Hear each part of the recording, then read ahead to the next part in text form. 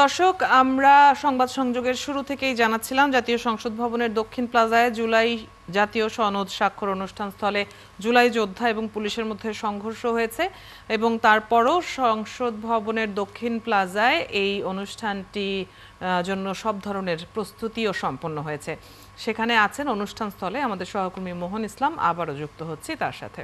মোহন, এই জাতীয় জুলাই সনদ স্বাক্ষর অনুষ্ঠান উপলক্ষে কারা এসে পৌঁছেছেন এবং কি বলছেন আজকের এই ঐতিহাসিক অনুষ্ঠান সম্পর্কে তারা? অদিতি, আপনি যেমনটা আসলে বলছিলেন যে এই জুলাই জাতীয় সনদ স্বাক্ষরের অনুষ্ঠান কিন্তু এই অল্প সময়ের মধ্যেই শুরু হবে।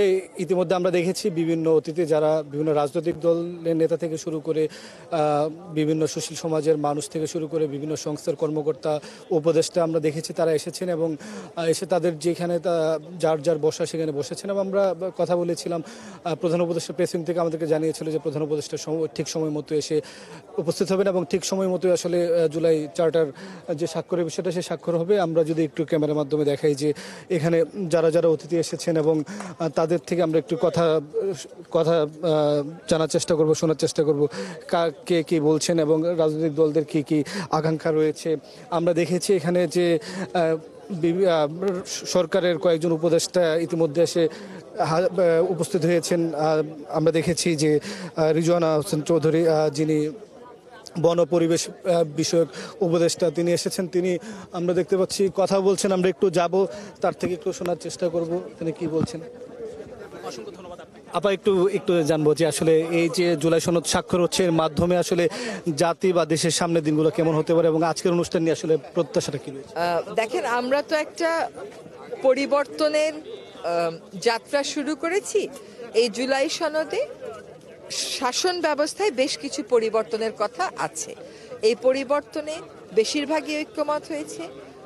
কোনো জায়গায় যদি নোট অফ ডিসেন্টও থেকে থাকে, ওইটাও পরবর্তী আলোচনার মাধ্যমে অ্যাড্রেস করা যাবে। ফলে আমি মনে করি সত্যিকার পরিবর্তনের প্রাথমিক যাত্রাটা আমরা আজকে শুরু করতে পেরেছি। আজকের দিনটা আসলে কেমন হবে? আমরা ইতিমধ্যে একটু অনাকাঙ্ক্ষিত ঘটনাও দেখেছি। সব মিলিয়ে আসলে আপনাদের জায়গা থেকে একটা রাজনৈতিক প্রসেসে আকাঙ্ক্ষিত, অনাকাঙ্ক্ষিত, প্রত্যাশিত, অপ্রত্যাশিত সব রকমের ঘটনাই ঘটবে।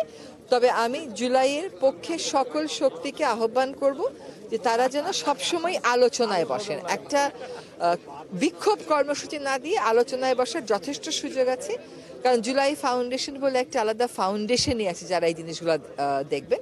তাদের হয়তো কোনো ক্ষোভের জায়গা আছে, কোনো অভিমানের জায়গা আছে, কিন্তু সেটার সাথে আজকের এই সনদ অনুষ্ঠানটাকে মিলিয়ে না ফেললেও হয়তো বলে আমার ধারণা। জুলাই সনদ তো অনেকেই সাইন হয়তো বা করবেন, একটা ডাউট আছে। অনেকেই মানে এনসিপি অথবা না, এনসিপি বলেছে যে তাদের কিছু শর্ত আছে। তারা হয়তো আজকে সাইন করবে না, তারা কখনোই সাইন করবে না, একথা তো বলে। এবং একটা রাজনৈতিক প্রক্রিয়া আপনার এরকম মতবিরোধ, মতানৈক্য থাকতেই পারে। আমরা ঐক্যমতের মাধ্যমে যেহেতু আঁকাচ্ছি, দেয়ার ক্যান বি টেনশনস। মানুষ তার আইডিওলজিক্যাল জায়গা থেকে টেনশন করতে পারে, সে যেভাবে দেখেছে সেভাবে হয়নি বলে একটা টেনশন থাকতে পারে। সেগুলো আমি মনে করি মিটিয়ে আলাপ আলোচনার মাধ্যমে যতটুকু সম্ভব আমরা মিনিমাইজ করে আনার চেষ্টা করব। আপনারা বারবার এই প্রশ্নটাই করেন, কিন্তু বারবার আমরা একটাই উত্তর দেই যে একটা রাজনৈতিক প্রক্রিয়ায় উত্থান আর পতন, একটা টেনশন এবং টেনশন কমে যাওয়া, এটার সাথে ফেব্রুয়ারিতে ইলেকশন হওয়া না হওয়ার তো কোনো সম্পর্ক নেই। এমনকি এনসিপি নিজেও তো ঘোষণা দিয়েছে ইলেকশন ফেব্রুয়ারিতেই হবে। সব রাজনৈতিক দল কিন্তু ইলেকশনের ব্যাপারে ঠিক ঐক্যবদ্ধ আছে যে ফেব্রুয়ারিতেই ইলেকশনটা হবে। আর এটা যেহেতু একটা সনদ, এখানে আপনি যদি জাতিসংঘে যান দেখবেন জাতিসংঘের কোনো একটা আইনে 197টা দেশকে ঐক্যমতে পৌঁছাইতে, যেমন প্লাস্টিক সনদের কথাই বলেন, আমরা মোট 6 বার বসলাম শীর্ষ পর্যায়ে, কিন্তু ঐক্যমত হলো না। তার মানে কি আমরা আশা ছেড়ে দিলাম? তা তো না। আজকে তো বেশিরভাগ দলই স্বাক্ষর করবে। এনসিপিও যে শর্তগুলো দিয়েছে, শর্তগুলো নিশ্চয়ই আলোচনা করা হবে। সনদের ভেতরের বিষয় নিয়ে এনসিপি আপত্তি করেনি, তারা আপত্তি করছে বাস্তবায়নের বিষয়টা তারা আরো অনেক স্পষ্ট হতে চায়। তো সেটা নিয়ে আলোচনা হবে। আর ভেতরের বিষয়গুলো এখনো পর্যন্ত যেহেতু সনদটা স্বাক্ষর হবে, ভিতরের বিষয়ে পরিবর্তনের কথা এখন আর না তোলাটাই ভালো। ধন্যবাদ আপু।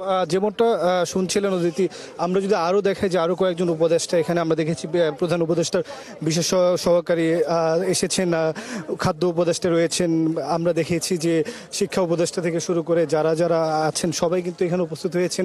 বিভিন্ন রাজনৈতিক দলের নেতারাও কিন্তু এসেছেন। আমরা কূটনীতিকদের দেখতে পাচ্ছি, ঢাকায় নিযুক্ত বিভিন্ন দেশের কূটনৈতিক যারা এখানে এসেছেন আজকের অনুষ্ঠানে যোগ দিতে, তাদেরকে আমরা দেখেছি আজকে যোগ দিতে। এবং মোটা দাগে বলতে গেলে অতীতে যে রাষ্ট্রের সাথে যারা কানেক্টেড অর্থাৎ সংযুক্ত, আমরা সকলকেই দেখতে পাচ্ছি ধীরে ধীরে তারা হয়তো আসছেন, যোগ দিবেন অনুষ্ঠানে। এবং 4টার পরে আসলে প্রধান উপদেষ্টার যোগ দেওয়ার কথা রয়েছিল। আপনি আমাদের সাথে কথা বলছিলেন বন ও পরিবেশ বিষয়ক উপদেষ্টা, তিনি কিন্তু বলছিলেন যে এই জুলাই চার্টারের সাথে জাতীয় নির্বাচনের আসলে খুব একটা সম্পর্ক নেই। জুলাই চার্টারের জায়গায় জুলাই চার্টার, জাতীয় নির্বাচনের সময় মতো অর্থাৎ ফেব্রুয়ারিতেই হবে। এবং তিনি কিন্তু বলছিলেন যে রাজনৈতিক দল বিশেষ করে এনসিপি আসলে যে সাইন করবেন না সেটা আসলে বলেননি, একটি অপশন রেখে দিয়েছেন যে কোনো সময় তারা সাইন করতে পারেন। এবং যে দাবিগুলো তুলেছে সেই দাবিগুলো যদি মানা হয় তাহলে সাইন করা হবে। এবং আজকের যে ঘটনা সকাল থেকে জানেন, সেই ঘটনা নিয়েও কিন্তু কথা বলেছেন। এবং তিনি কিন্তু বলেছেন যে একটি পলিটিক্যাল যখন এনভায়রনমেন্ট অর্থাৎ রাজনৈতিক বিভিন্ন কার্যক্রম শুরু হয় সেই জায়গা থেকে আসলে যে তারা বিভিন্ন ধরনের ঘটনা ঘটেও আমরা দেখছি যে জামায়াত ইসলামের সহকারী জেনারেল সেক্রেটারি হামিদুর রহমান আজাদ তিনি এসেছেন, তিনি কথা বলছেন গণমাধ্যমের সাথে। আমরাও তার থেকে জানতে চাইবো আসলে যে জুলাই সনদ নিয়ে জামাতের অবস্থান কি।